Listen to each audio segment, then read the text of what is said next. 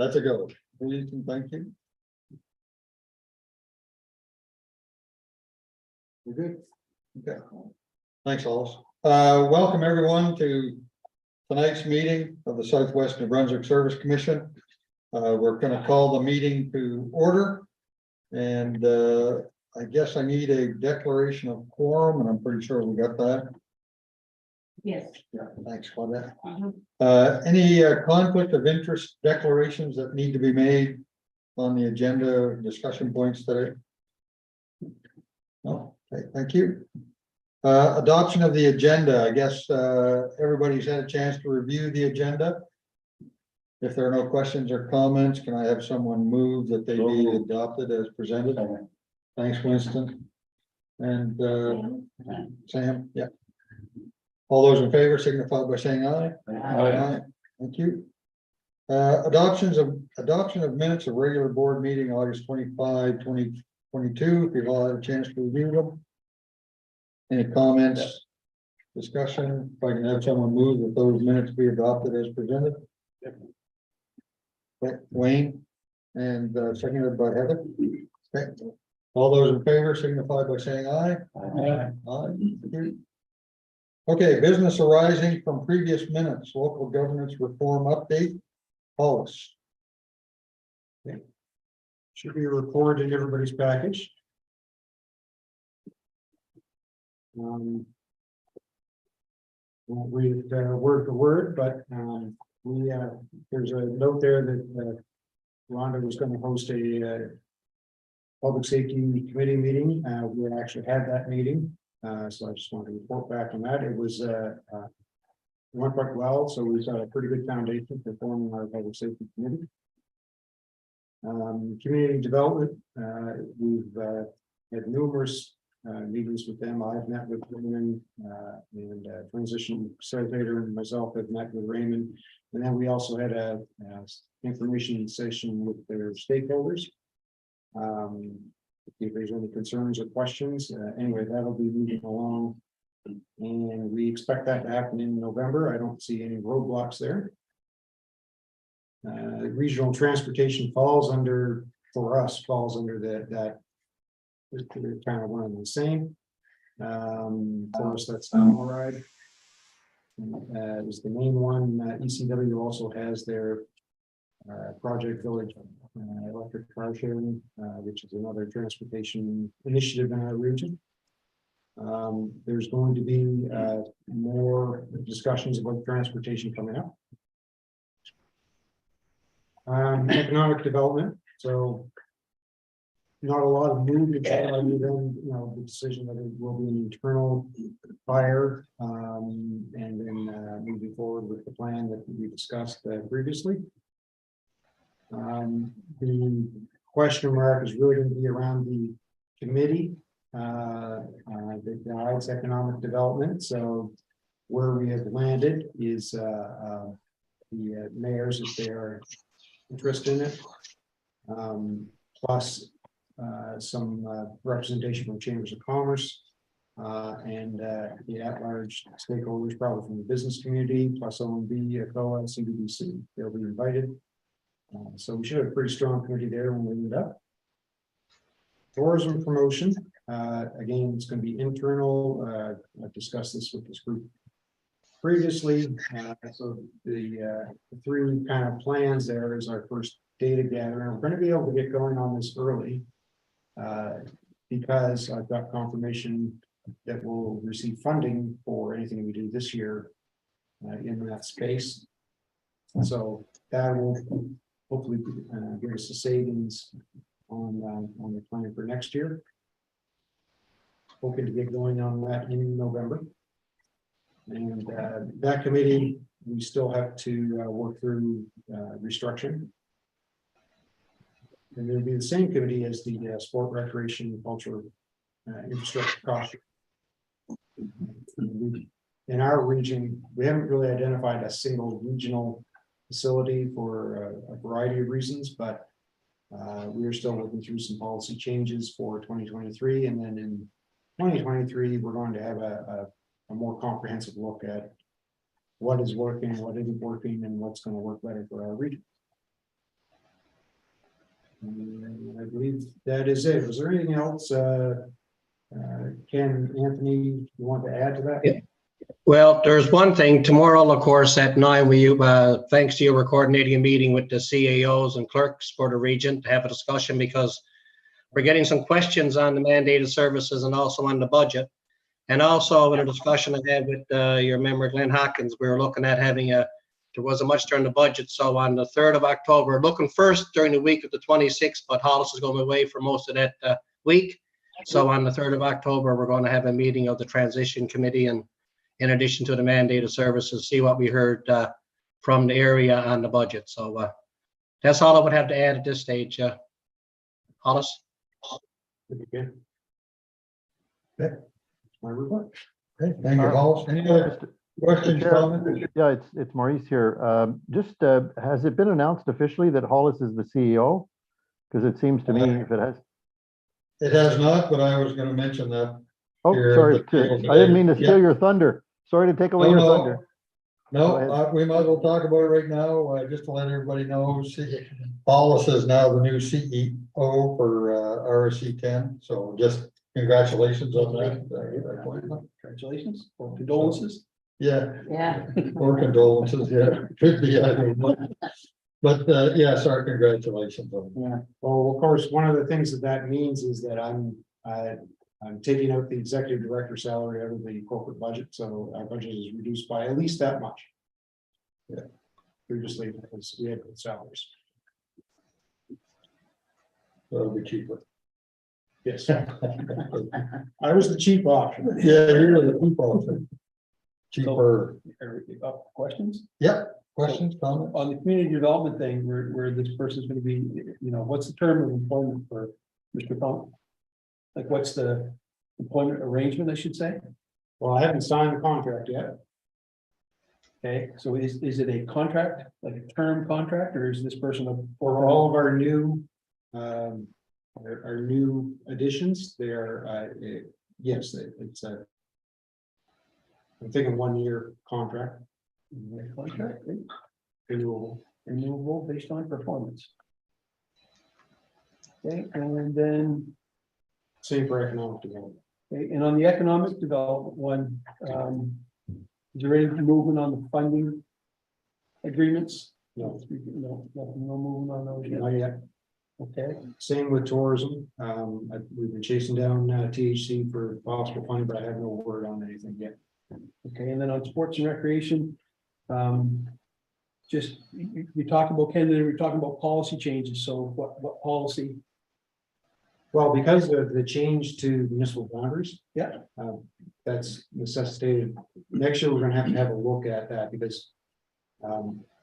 A lot of what we did initially was high school catchment area. Yeah. Problem is the high school catchment area, in a lot of cases, is the municipality. And or will be next year. So. We're gonna see if there's a different solution that'll make more sense. Yeah, gotta kind of look at the 2 cents and see what makes sense on that, okay.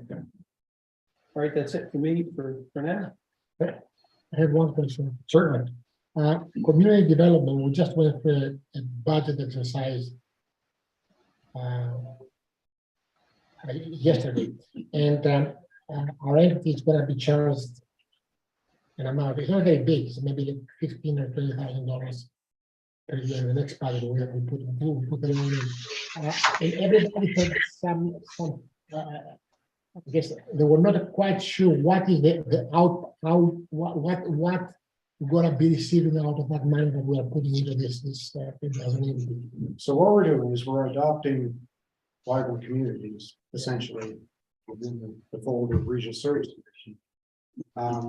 And Economic and Social Corporation is providing us with a amount of money, which is kind of a base amount, which covers the vast majority of the salary. But the rest of the money is because there's benefits and there's, the employer portion of EI, CPP, and that kind of stuff that have to be covered. And plus there's a few things like they need to sit somewhere, they're going to need a computer, they're going to, these kinds of things. So there's other expenses other than just a person's salary to cover. So that's what the additional money was. Now, that the budget for that, I mean, there's money that comes in and out through what was Vibrant, what will be a regional service commission for things like Dial Ride. There's also a food security initiative that is again, it's money in and out. There's $100,000 in additional ESIC funding that it just comes into us and then goes back out to what this person is So kind you're of. administering that, you're administering that. That's correct. Throughput of money, okay.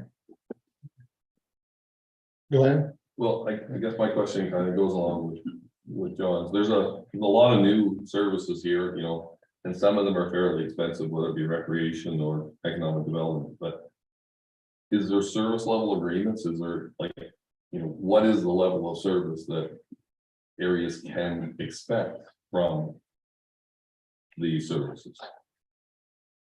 Well, they're all kind of different. Some of them are a little nebulous and some of them are to be defined. I also don't have from provincial government the guides. Now, they put out the guide for the economic development, what that would look like, and we've seen that, but I don't have the guides for the other services yet, nor the other information yet. So it's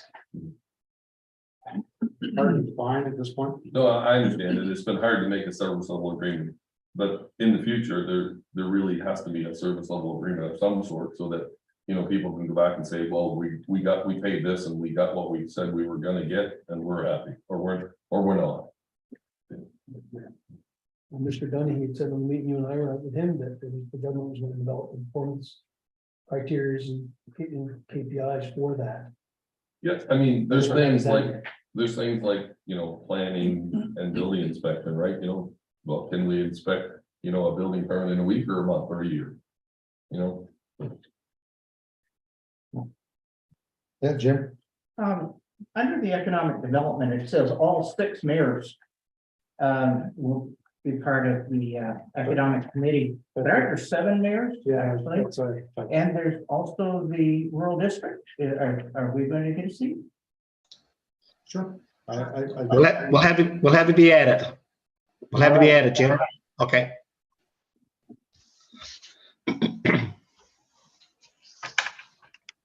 so it says next week, Mr. Martin Corbett's schedule is gonna help with recreation and planning. What's Martin Corbett? So Martin Corbett is he's a senior advisor to the provincial government on. He's had that file, the immigration file.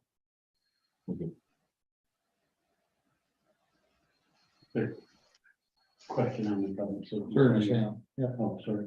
go ahead. Yeah. When we open up the invitees for then other community stakeholders. What are the other community stakeholders? That are going to be on this committee. And is it only government departments that are going to form this committee, or do others Not have a necessarily. chance to get on it, because I have expressed interest in it, and I know that about it. Yeah, it's not, this was just an initial planning, kind of figuring that out. Yeah. And we did bring up, you know, how many JPS departments should be involved.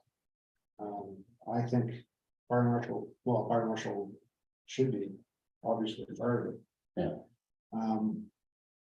But also there's. But I won't be part of fire marshal health for the month, but I'll still be representing the LSD until the end of January, and even if I don't, there is no LSD. I guess my question is whether me or anybody else, So we haven't kicked you out. is this rural district going to have?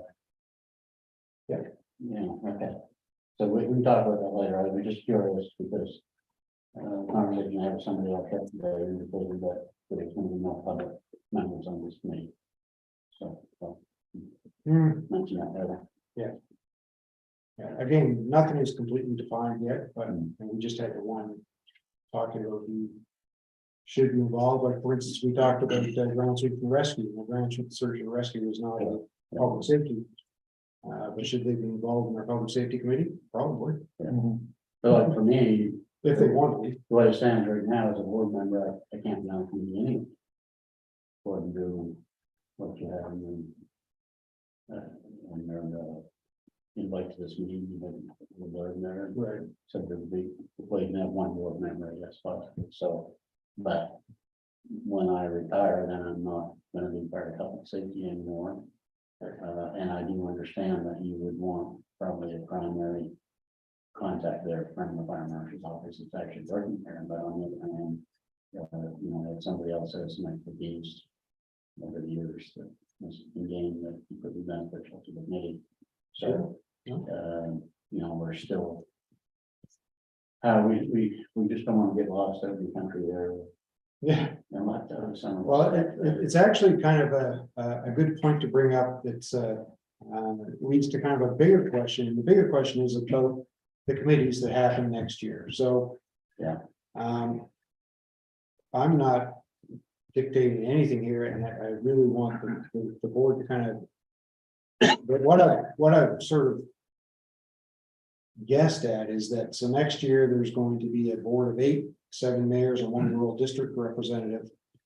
The mayors are all gonna have at least 2 meetings a month with their own councils. And we're probably gonna have 2 meetings a month at RSC board, one a working session or a committee of the whole, plus a regular board meeting with motions.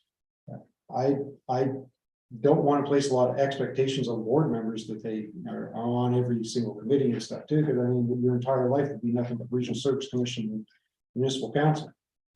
I think that would be an unrealistic expectation. Now, that doesn't mean I want to limit anybody either, but so I'm looking for alternatives on the committee structures that would, you know, bring a good perspective. We want subject matter experts. We want people that are community engaged, that are in the particular field of interest of whatever that particular committee is, to advise the board so that the board doesn't have to spend, you know, endless hours in committee meetings to figure stuff out. So it's a balancing act, but and I think it's something we're going to have to work through together to find out what the best mix is. So I don't want to be rigid on it too much. I want to be a little flexible with how we go forward with that, because you know we're not going to get 100% right. Well, that's a fair answer, I appreciate it. Okay, any other last comments, questions? Okay, we'll move on to the next item then. Update on SNBSC bylaws. I guess that's gonna be Jim or all that's going with it. Could be either. I know we talked a little bit about bylaws. Jim's kind of the expert on bylaws and Hollis. But one of the things that we're going to need new bylaws come the January timeframe. And what we thought we would do is we'd have Hollis draft up some bylaws for the next session in January. But there's a number of things that are going to have to be addressed in there that we feel that you guys have talked about around this board table. And once we sit, but it would be nice if we had a draft that we could work with when we come back in January with the new council members or the new board members. So that's kind of what we were looking for, is if you guys don't mind, we'll get Hollis to draft up the bylaws for January, and then in January, when the new board sits, we'll vet them, go through them, make the changes as we see or think that we need to see. This question. Any questions? Yeah, sorry. So when are we officially, that our input will not matter? Right now. Yeah, this is certainly the last meeting that we're planning for this year. Yeah.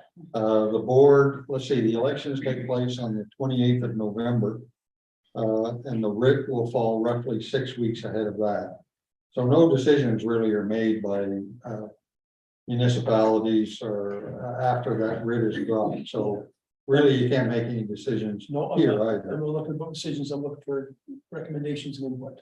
Oh, Because I got a list of bylaws. Yeah. I don't think they should be developed unilaterally. I think it should be, anybody here that feels that there's a bylaw that they'd like to see put in, it should be put in, it should be vetted by the new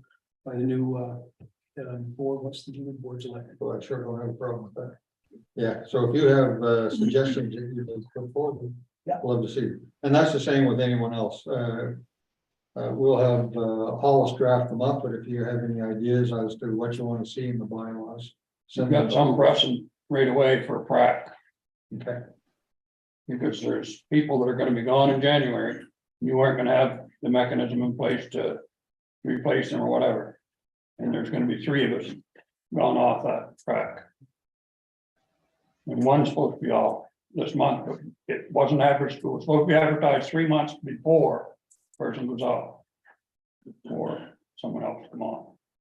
You gotta have the bylaws, something in there already in place saying. This is where we're looking for, areas that we're looking for representation from. But why couldn't we have those extended? The 3 that are due to be gone, Gerald, I think this month, and then you and Annette in January. Yeah, Just to keep it going, why couldn't we have notice a motion here tonight and then have a little special even as a Zoom meeting in a week or two to extend those 3 positions until such time as the new board revises their bylaws. That way there you can keep the prep going. Do you need a notice motion? I don't know if you do or not. If we can make the motion tonight, I think that we would be just my make it. suggestion. I would just. Is that we just say, let's extend them. So the new board comes. That way Gerald doesn't have to go. not the new board, the new bylaws. You gotta have your new bylaws in there. Well, it's one of the same, the new board is gonna approve the new bylaws, not us. We're not. gonna Right, approve but they're not gonna do that until into No, January. I understand that. That's why I'm saying it. Why not have you 3 members now that are scheduled to be done?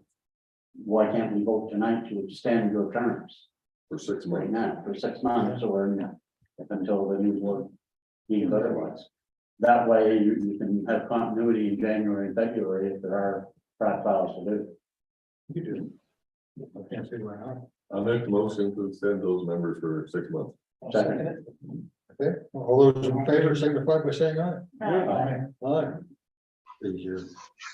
Back at her again. Well, I mean, actually, what it should have been, and if there should have been a PMC meeting, and I forgot to call. Alex back on Friday. Yeah.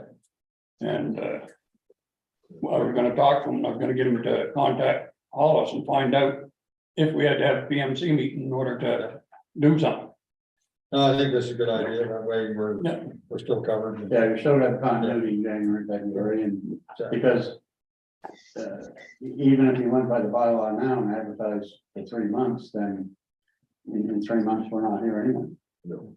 So it takes the board has to appoint those members, right? Yes. Yeah. So it wouldn't work anyway, so extending it will. Just alleviates the problem. Yeah. We can deal with it a little later. After everybody knows where they're at. Or a little better. So tell Gerald he's not going to go watch that. Okay, Should send him a message, because I think he was thinking that he might be done. Yeah, well, I can send him. Yeah. You can. No, you All should right. as a chair. Okay. any other questions, comments on that one? I think we got that one. Okay. There's a couple of things here that are not on your agenda. And I don't know whether you want to cover them under new business, maybe that's the place to, but it did stem from the old business. We had asked Hollis to go back and develop an org chart for us. And he's done that, and you're gonna be able to put that up on the screen. Sure.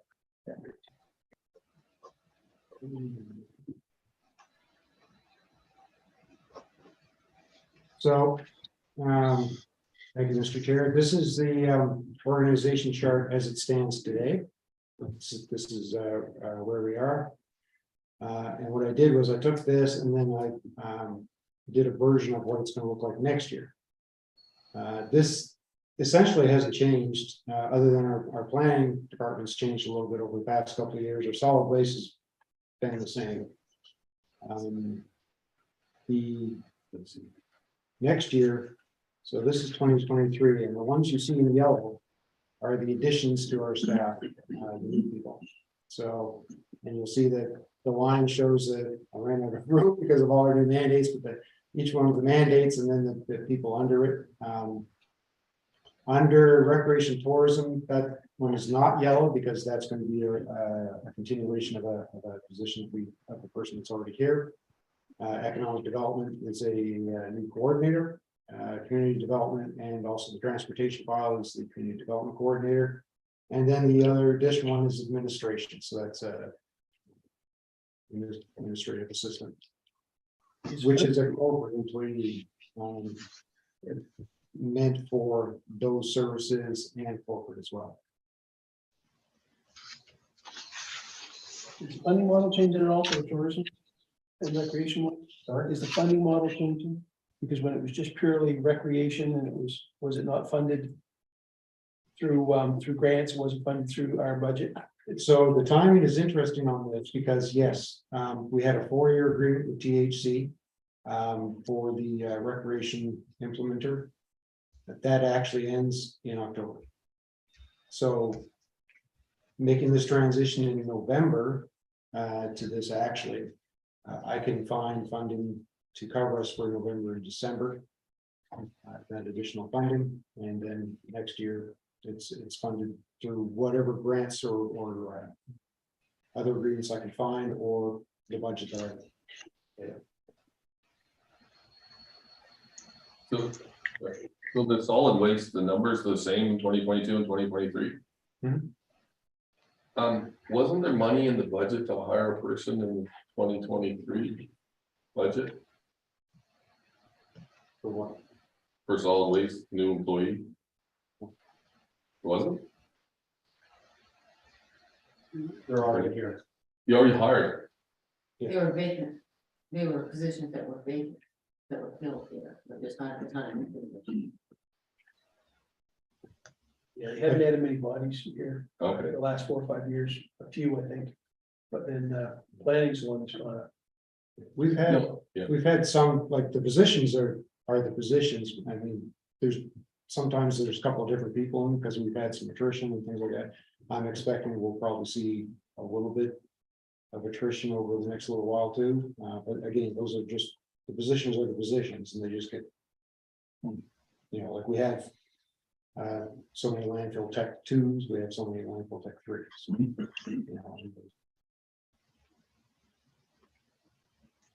Okay, just when I asked the question on the budget, I didn't get, maybe I didn't understand the explanation because I didn't get the explanation that it was vacant.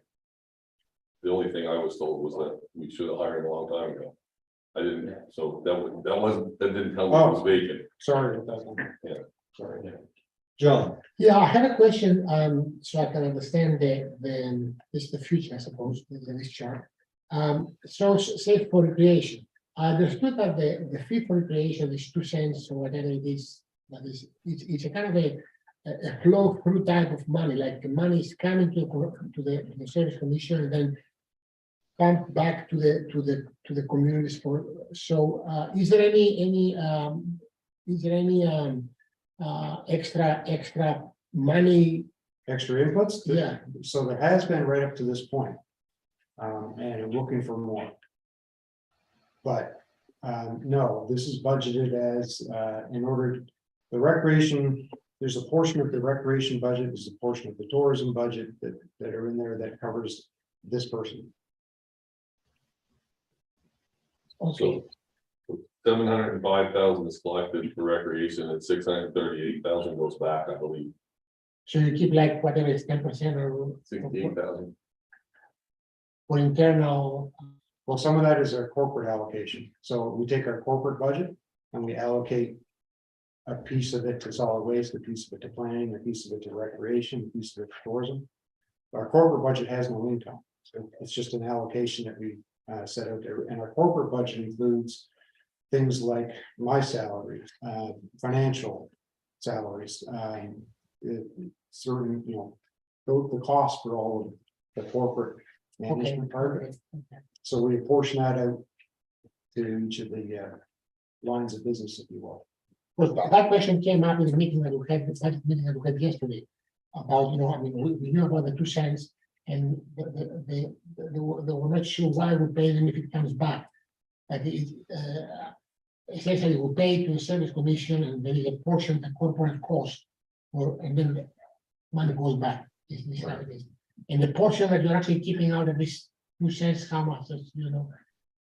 I mean, in a sense, What did you? 28,000. you just said. 28,000 goes to corporate services, 35,000, I believe, goes to half of this salary. For the individual, I think it was like 4,000 for other costs and 2,000 for travel, and I think it was 68,000 total, but I can check. well, it's just- Sounds good. I think that's right. The 2 cents is just, we collect it and then we feed it back with a different distribution. Feed it back out minus, Yeah, Yeah. yeah. Could I make a comment? What's that, sir? Could I make a comment? Oh, yes, that's, yeah, sorry, I thought. There have been some questions brought up on the whole policy. Namely that when the policy was put in place, we didn't have any automation in there. So the idea was to distribute this money to the high school catchment areas. That was being collected by the outlying LSDs and the municipalities at once. Well, now those outlying areas are no longer outlying areas. Now they're parts of that municipality. So that the issue that I have is why this 68,000 or 100, whatever it is for administration, for money to come in and go back out, when the money that was going, for instance, to St. Andrews High School catchment area, most of that would have been collected from Bayside Campo. They are now part of that municipality, so why do we need an administration to do that? Why can't they charge the 2 cents and do the administration themselves? So I'm not sure if I got that exactly right, but that's the question that's being asked by a lot of people. Yes, when the policy was formulated and I was part of it and supported it and still support the 2 cents. I don't see the point of collecting money from one person and giving it back to the same person, but then keeping part of it for administration when they are now a region and before they weren't a region. So the whole idea was that it was a regional policy because you only had so many municipalities and 19 LSDs. Well, now you don't have 19 LSDs anymore. You only have 5 or parts of them. And some of those are north of the high school catchment area. So that's the question that people are asking. I'm not saying it's right, wrong, right or wise, but and I do realize that some of these agreements were 2-year agreements to be looked at after 2 years to see if it was sustainable wherever this money was going. So I guess from my point of view, I'm thinking when that 2 years is up, that to me, that policy is not necessarily required to be administered by RSCs anymore because of the fact that the municipalities have amalgamated. And to me, that's just going out. to me, the recreational cost sharing and all this, hey, how to do this was your idea. I mean, we come up with, the high school catchment areas, but how to do it as a service was your idea, and it was great at the time for our community. But now we actually are taking money from the community that we're paying for recreation, and it's not going back. 68,000 of it is staying in the recreation, and I'm not saying that that's not the right thing to do. I'm only one opinion and one vote, but we should talk about it before now. Yeah, well, it may be that those municipalities, when they come in January 1st, are fine with it. But it does have to be talked about with them. So that's kind of. Well, and you need to know how much is coming back and make your budget. Yeah. Because that is your recreation budget. The money that's coming back from that, that's your recreation budget. Yeah. So how much is coming back? That's not in the budget. And those people that are paying those fees are now being represented by a different entity than they were when the fees were instigated. So. Yeah. I'd say you all bring up good points. Yeah. And should be reviewed in the new year when the new board is put in place. All valid points. Yeah. So if you don't mind, we'll put that off until January and the new board will look at it. But just It's not gonna change for this fall anyway. for us in the rural district, there would be no change there because that is our entity, so our 2 cents would still go, you know, to the RSC, but for the municipalities, I think they may want to look at that. Yeah. Okay, thanks. Yeah, I just signed a whole bunch of those checks going out to the communities this afternoon, so. We don't know what the municipal budget's gonna look like anyway, whether they're gonna have the normal rec fees on top of 2 cents or not. So did you sign one of yourself? From a cab, And that comes, some come from our LSD. I believe so, yes. So what's gonna happen? Pretty after- minuscule. Now It wasn't we're very not gonna much. be there. No, I know. Very good. Yeah, no, There's only 80 of us there. yeah, we talked about that at council. Yeah. Anyway, I don't want to deflect the conversation about that. Okay, everybody's okay with that one? The org chart, no other questions on the org chart? Okay. Good. The other thing that we'd asked you to do was put together a budget comparison. Share my screen again. I apologize because these numbers are gonna be small. Hopefully.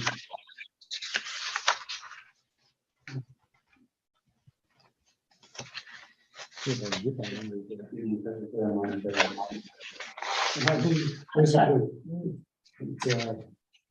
sorry, maybe operational capital. My line's covered up. So I think the ask was to do like a side by side. So this is basically a copy and paste of our 2022 budget and our 2023 current budget. Now, our 2023 current budget isn't correct. It's going to be changing slightly as we. But this is the one that I had sent out to you before that draft. But this is kind of side by side on these 2 pages so you can see. Big change to the cooperative regional planning from last year to this year is because recreation got its own budget itself. We didn't have that last year. It was under cooperative regional. And planning is there, and our solid waste is essentially the same. And then there are all the new mandates that are there. So the operating budget difference between 2022 and 2023 is about $1.5 million. Some of that is because of the mandate, some of that is because of inflation. And yeah, that's basically. So does that have the money that potentially may be coming from federal for economic development?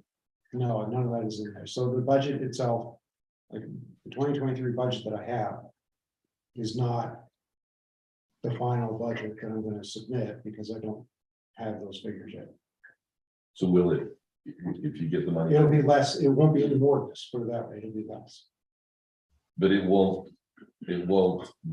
reduce any of the present costs that are in there for economic development. It'll only go towards the added responsibilities or what Pebble is going to give you the money to do.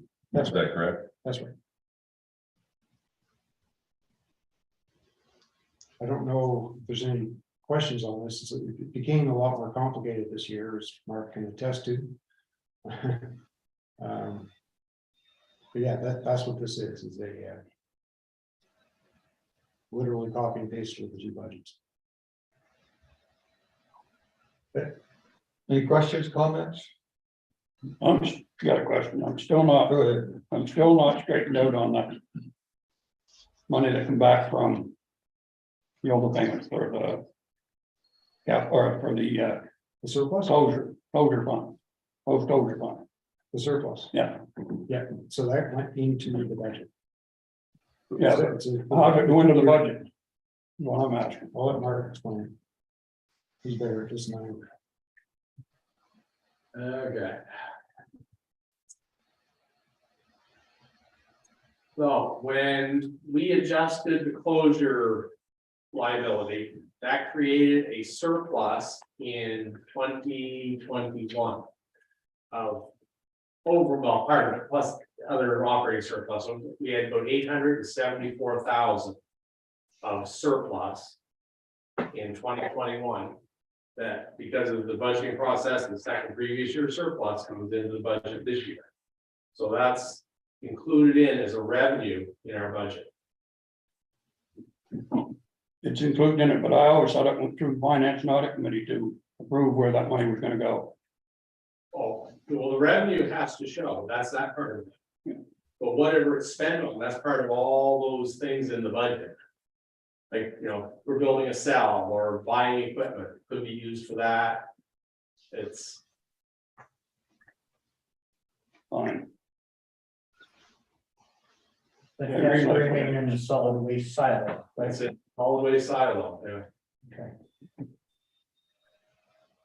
Shows up as revenue.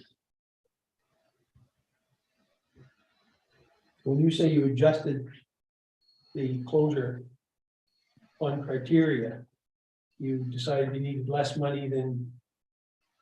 Right? And then, I didn't design it yet. yeah, In that process, they extended the amount of time that you had. Yeah, we extended the life of the landfill. But we had the discussion with the finance and audit committee, had the discussion, the board, we had it explained at 1 or 2 meetings. Anyway, That's liability was calculated and that's what it came out to be, it's a lower number. Now, who in fact does who did the calculation on the amount of money that was gonna be required? Would have been me, Okay, where did the formula come from? from all our existing costs, Right. assumptions, talking to the engineer, and our technical advisor. About what we would have to do when we closed and what the water flows for leachate would be for those 30 years or 40 years. I think we ended up, we also decided we were originally taking care of it for 30 years. I believe we extended the closure to 40 years. natural value. Yeah, well, you have to estimate what your future costs are and net present value of the back. Yeah, go ahead. Is there a risk that the environmental requirements will change before you have to actually do it? So is there any buffer in there in case that happens? No, because you calculate it based on what you know now. So every time we build a cell, we know we have to treat the leachate from it. We know we have to deal with the gas at some point. Legislation will be coming for that, but currently there's no legislation in effect. When we build the cell, we also have to cap it as part of the cost, so. It's not a simple calculation. So when that money comes forward, the 2 years later, it's treated as new revenue and it just goes into the budget and then it's expensed out, it's expended in that budget.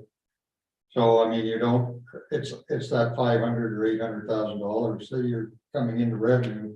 Now you don't have to generate elsewhere. So it's and then you can place it wherever you wish, as long as it's in that silo. Do I got that right? Yes.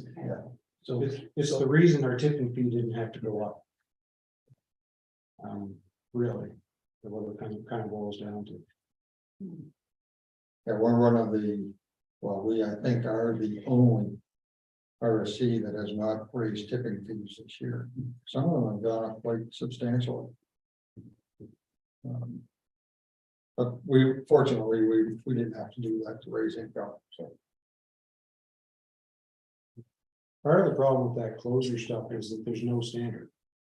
Like we can't point to something out of somewhere and say, yeah, if you've got this much, you do this. Like there's nothing we can point to that is the standard of Canada or whatever to how you calculate closure fund for landfills. They used to. Well, there's a The standard. province used, Well- but the province used to tell us it was $1 and then they put it to $2 per ton. Well, then they said we had to follow the accounting standards. Some counting standard. And that was the closure and post-closure liability. And that is being replaced in 2023 with what's called asset retirement obligations. It's not specific to, like, Which is a similar calculation, but not the same. So. And it's very complicated. And this closure liability, and it's all been audited, the auditors thought the assumptions were reasonable. They looked at the cost that we based it on. I'm glad you brought that up because that's a very important point, that this is not just something that we've done Buckshee on our own. It's been audited and approved. So It's not something very that we just threw together, something that's been audited and agreed to. In case people weren't aware, we share a consultant with the other landfills. He's actually got a PhD in this, and that's who we lean on for the technical information, when it comes to what's gonna be required, not the financial, but the technical part.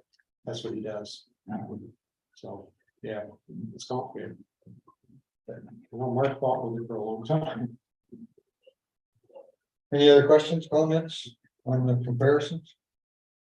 Okay, the other item that we had asked them to go back to was per diem. And from my understanding, talking to Hollis, there's really been no. Well, I'm gonna let you speak to it, Hollis. Okay, yeah, I asked, my colleagues and they said, no, there's no change or no plan to change. On per diems, so up to you guys, whatever you want to do. And that won't happen until the new board is set. I think that what you should be doing is looking at your workload that you're gonna end up with after about 3 months, and then decide if you're gonna. Yeah. Stay the same, or if you wanna increase it a little bit. Yeah, and That's actually a good idea. That's a really Yeah. and the other RSCs by that time will have also looked at it, and they'll try and come to some arrangement with their own, and that way we'll have something that we can compare it to. If there's more work to be done, there should be more. Narration for it, no question about it. I see a lot more. That's gonna need to be looked after here by this new board.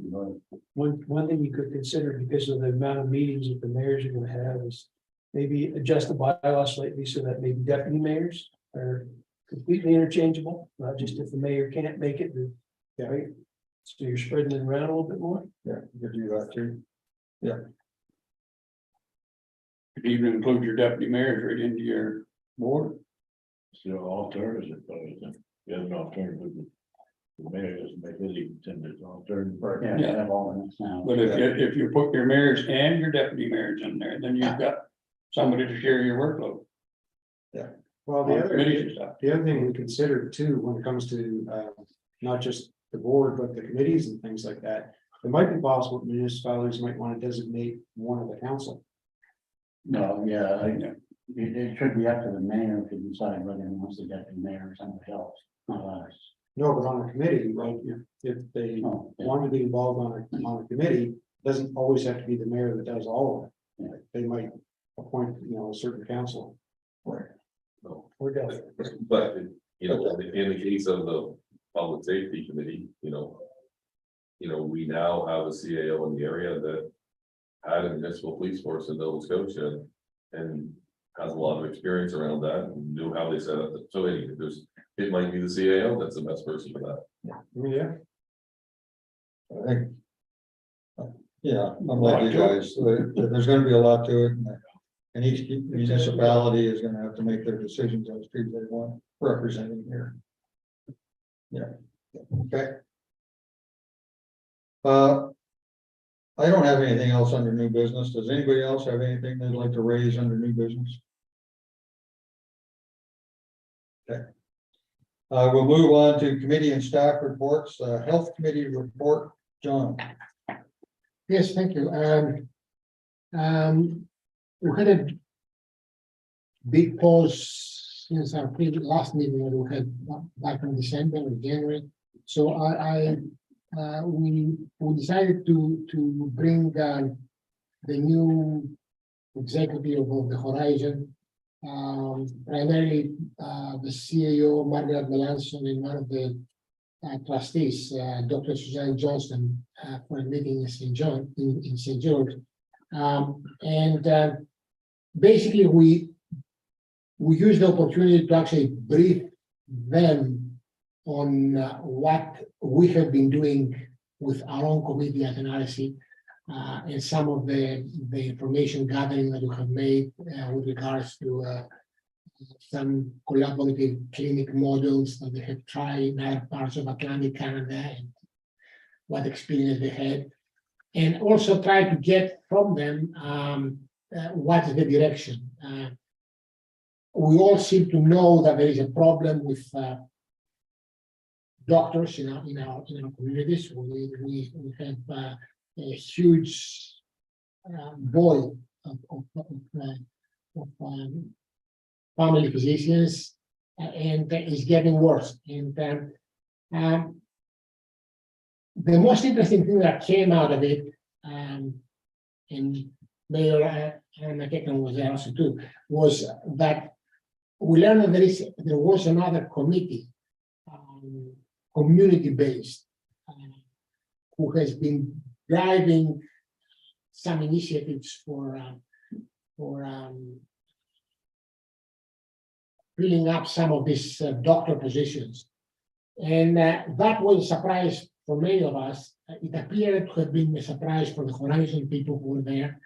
But at the end of the day, the message that they pass on to us is that maybe we should try as a Southwest New Brunswick, as a Charlotte County, and I don't know where you want to draw the boundary, because they had also the mayor from Gramanan there, who has her own peculiarity with regards to the challenge that they're faced.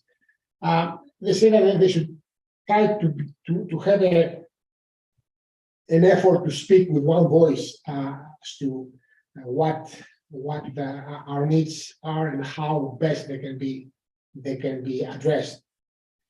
So one of the things that came up out of that meeting, perhaps the most significant, is that we reached out to the other group, which operates in St. Stephen, and to actually educate us about what they have been doing, and because apparently there were 3 new doctors coming up in 2 weeks, and no one knows where they're going, where they're going to practice. I mean, there are some gaps in knowledge, and we have another meeting scheduled. I mean, it's scheduled at least a local. I know that our local representatives are going to attend, and we want to actually try to get a bit more about what the other group was doing, and try to follow up on the invitation from Horizon to come up with a single voice at Horizon as a region. So that's about it. Thank you very much for that, John. Any comments, questions? Well, yeah. Yeah, go ahead, Tim.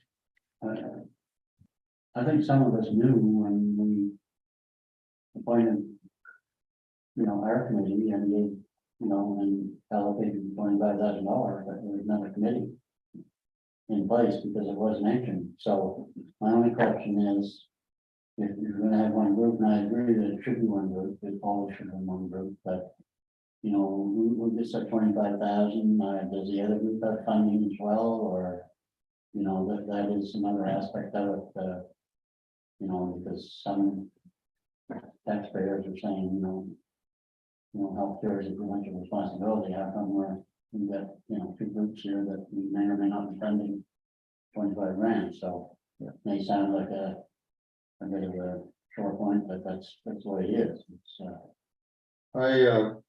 About 2 months ago, maybe it was a little earlier than that, the board did become aware that there was this second group. And so I did reach out to Alan, what's the woman's name that's running out of the group? Catherine? No, it wasn't Kathy, right? Sharon Tucker. Sharon Tucker. I think it was Sharon that I spoke to.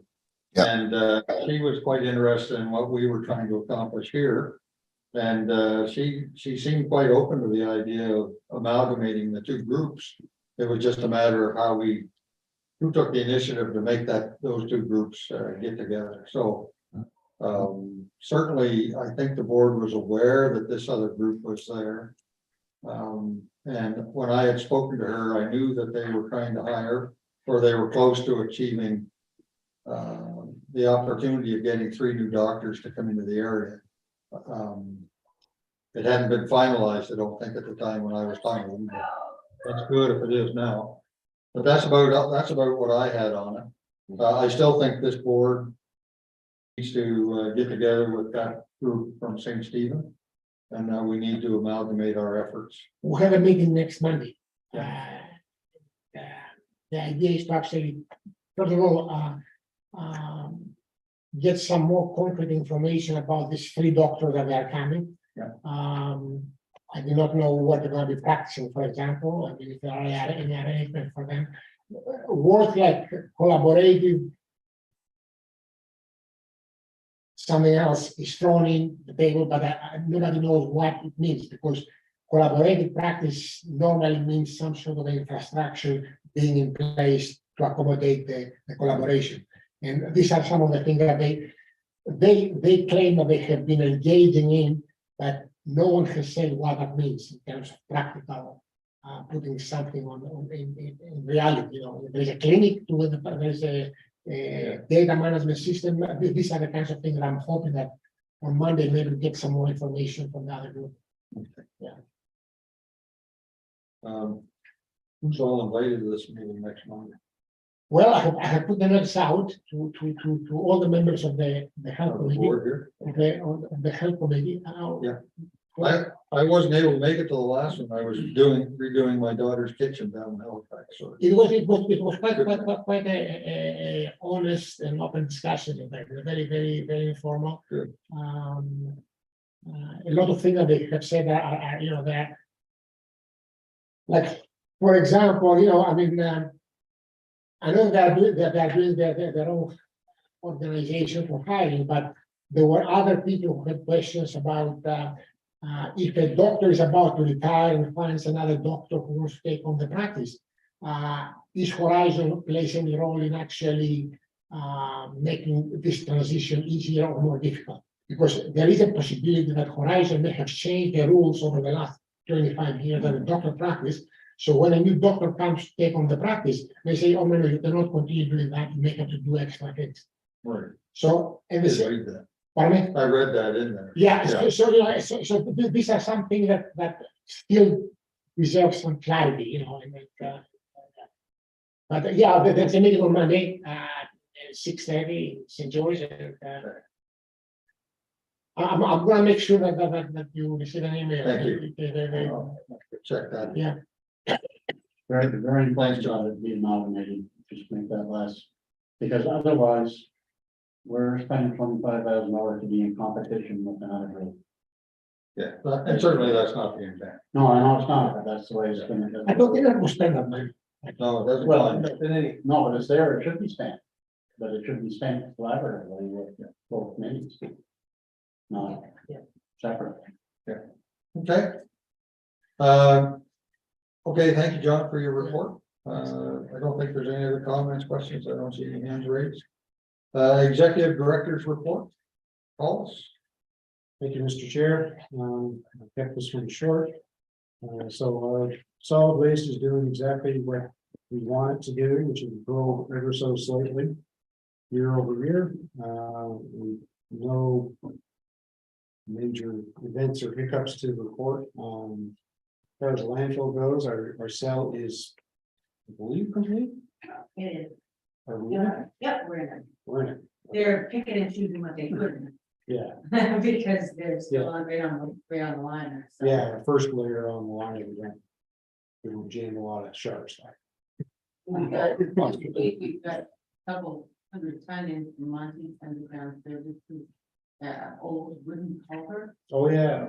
so that's not going. We'll put that. Yeah, so anyway, that it went according to plan. So no issues there. Planning is moving along. Our planning, like our building permits are slightly down year over year. We seem to be getting more complicated permits, which is interesting. And the actual plans are moving along as they should. The big thing in this report, and you've had a lot of promotion about this and a lot of interest in this, is we have a housing symposium next week. So this is a result of a lot of the work that we've done with our first housing study and our updated housing study, enhancements that we know that all of the data for the region, the vacancy rates, everywhere across the region. And this, the intent here is that we're going to put people together, developers, CMHC funding, and look at the opportunities. for construction in the region, and just trying to put the right people in the same room. To activate and generate some activity, so looking forward to that. And that's my report, Mr. Chairman. Is that something anybody can attend? Sure, yeah, if, I can send out the information, we want you to register, but it's a free registration, just so you know, so. Xander's. Then, yeah, then, so.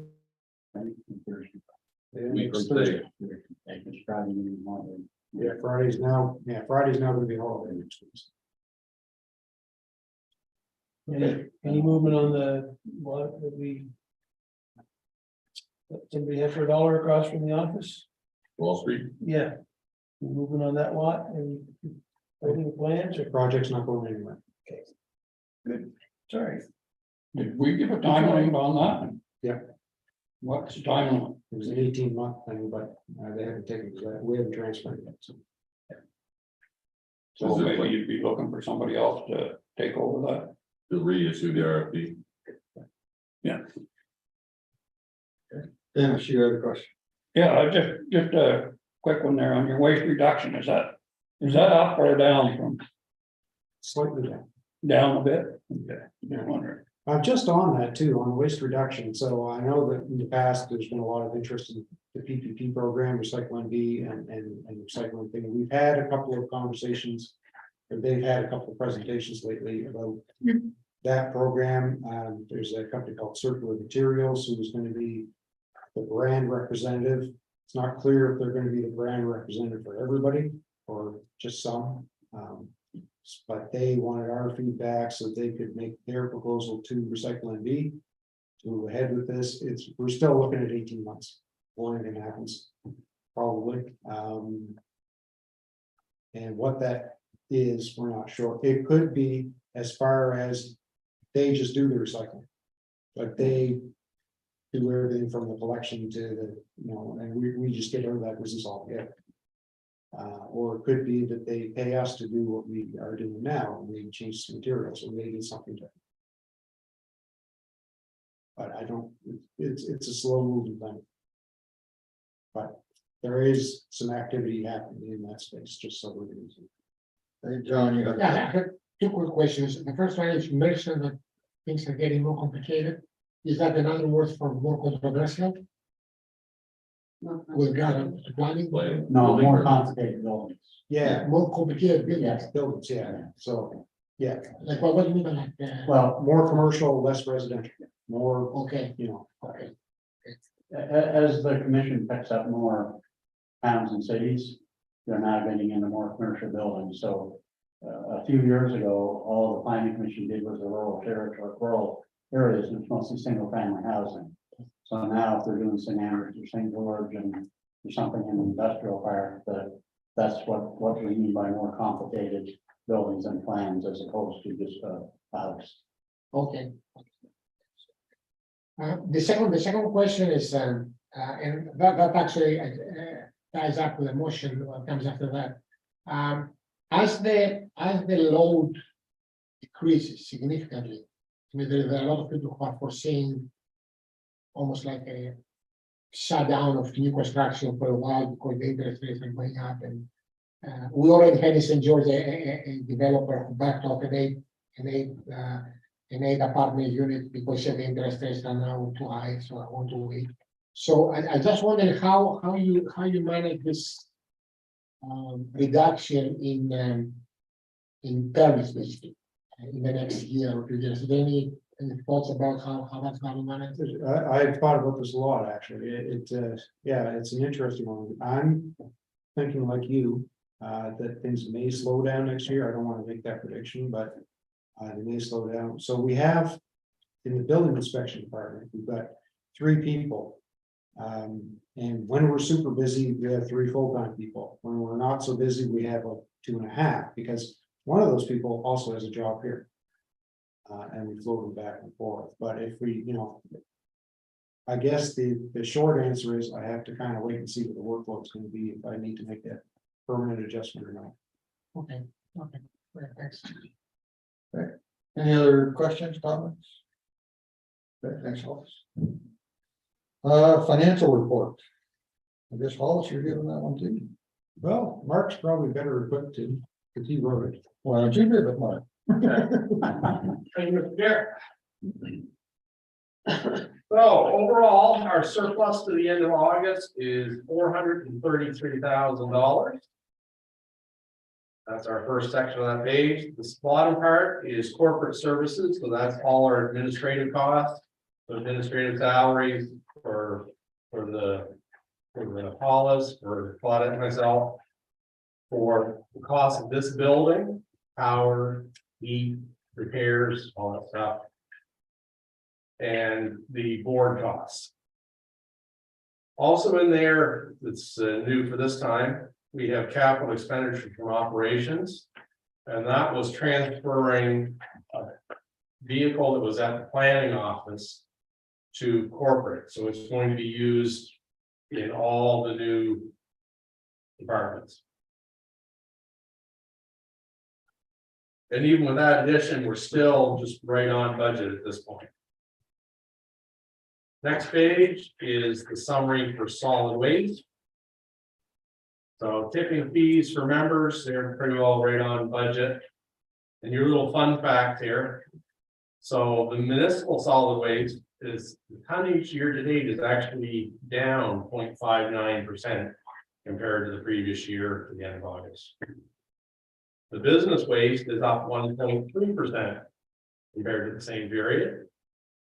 The US waste tonnage is up a whopping 9.1%.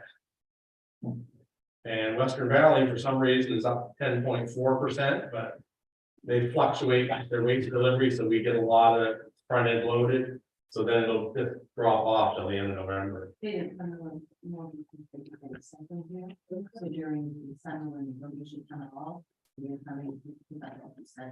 Right. We'll pay for it somehow. Okay. Anyway, so just the US waste coming in being up 9%, that's probably around $100,000 for us extra. C&D pretty well on what we got for budget year to date. And special waste is cover material. And the surplus of second previous year, there's 364,000 in for 8 months worth out of the 546,000. Not too much in the other stuff for revenue. Expenses, the allocation from corporate is pretty well what we budgeted at that point. Other admins right on budget. In our operations section, we have higher costs from fuel and from repairs to equipment.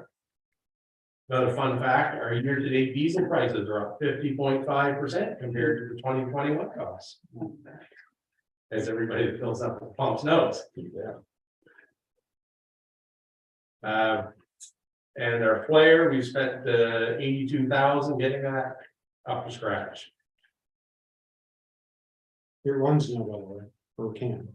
It can, right? We don't want to light it up yet, do we? We don't want to, No. Why that? because we need our carbon credit program up and running first. But this thing still goes up, right? Yeah. Like the gas still goes up, you know, we just don't bury it. Right. Yeah. Cap, but some always penetrates the cap, Oh, and whatever's coming It's, through the line. it's not just free flowing. So it's actually chokes on it. If I take you down there, you can smell Okay. No smokers allowed. But, yeah, it is actually capped, it's just, you just can't stop it all from going, that's okay. Okay. And capital expenditures to the end of August, we've spent 535,000 on the cell, 54,000 on renovations to the planning office, 30,000 spent on this building buying materials, moving the windows, and we spent 229,000 for the purchase of 2 vehicles and the recycling loader. So out of that, all that surplus, we got 439,000 in solid waste. Local planning, the next page at the top. And up top, we show the fees for members is right on budget. A little bit extra. Other revenues, the 26,000 is the transfer of the vehicle from the planning department over to corporate. And in the expenses, I guess there's not big fluctuations there, except for under physical services, we have capital expenditures from operations. That was 2 vehicles purchased, which were not budgeted. And there'll be a motion later on to withdraw money from the capital reserve fund to pay for part of that. We also haven't done our year-end transfer for capital reserves for local planning. For 10,000, that'll come later in the meeting. And so at this point in time, local planning is 49,000 in the hole. But once we do the reserve transfers, it'll be pretty well even.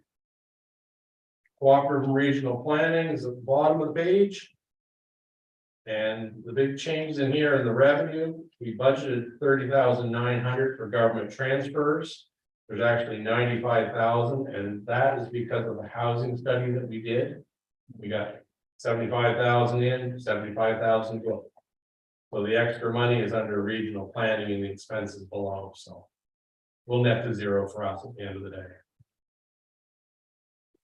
We also have not spent anything under policing yet, but most of that is the speed sign, and we haven't spent the 25,000 for the doctor or medical practitioner recruitment retention.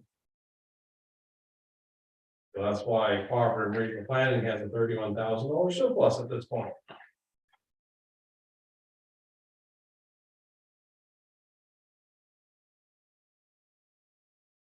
Any questions?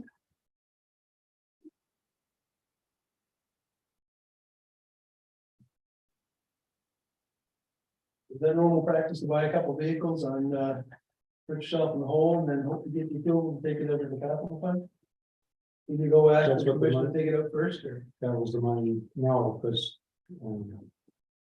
Yeah, it was not the practice, it was to answer your question, but no, that's what the money was for, and that's why it was in that one. Was to replace those vehicles.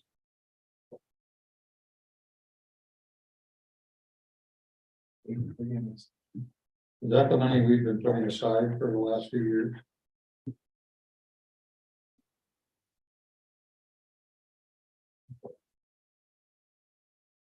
So you've already taken that out, No, Janet? the motions to do so are Oh. next on the agenda. All right. Are they gas vehicles or electric vehicles? Yes. Narcos. Can you call them all? Never. Okay. Yeah, we actually bought those a year or so ago. They were ordered. Are those the ones that were ordered? Yeah. Yeah. Well, no, they didn't. They were ordered. The F-150 took a lot longer. Yes, I remember the F-150 we ordered, it took quite a while. It was almost a year, wasn't it? Yeah. Get that, What happens to the old vehicles? Like, Well, they were, there is no old vehicle here, so, I mean, the ones you replaced. we auction, anything we have that is, yeah, we send it to the auction. That old Super Duty. We, anything like that, we just send to auction because it's the easiest thing to do, and it's the. Sometimes you can probably get a bigger price if you put a for sale sign on, but it just isn't worth it to do that. So how many vehicles is planning to have? How many vehicles do we have in the fleet? Out here and planning and the whole thing. So planning has 2, there's 1. The caravan is a corporate, no, Caravans, you didn't do that. Well, the van, The 2 Mavericks are planning. The Grand Caravan came here. Yeah. And the Echo Sport is still planning. okay, Yeah, planning's got 3. And then there's 2 or 3 here. then there's And what the counties? Two F-150s. One newer Super Duty, one older Super Duty. So get rid of the other one, right? There's the cube van, there's a van. There's another F-150, which is a regular cab. I think that's it for street vehicles. Okay, Yeah. 7, I think. Is that? Geez, I just counted 10. That's, he's talking about passenger vehicle, he can't have a cube van. And Wait, keep it. There's two 2012 Ford F-250s. There's one 2016 Ford F-250. One 2018 F-150. 2021 F-150 and a 2021 F-250. And we also just got the 22 Ford Transit cargo van. And 2 Mavericks. for cargo. the Mavericks. No, the Mavericks are planning. So there's 10, 7 here and 3 planning. Right. So you're buying 2 more. For vehicles. No, they're not, the Mavericks. includes in that. Oh, that's where you take the money out. I was wondering why we needed that 2 more vehicles. Buying no more trucks. Yeah, there's one of those 2012s is out to go to auction. Okay, any other comments on the, or questions on the financial statement? Okay, you have a couple of motions, Mike? Sure. It should be on your, right on your agenda, because the 2 motions we're looking for.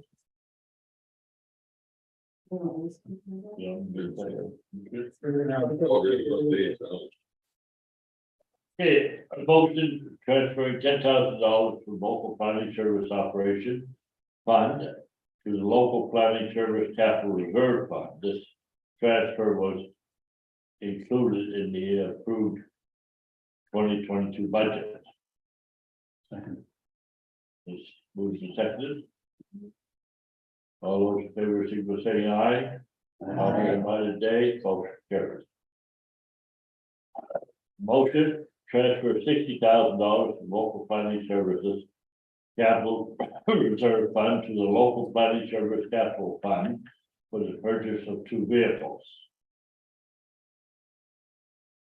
Been moved, seconded, all those in favor, signify by saying aye.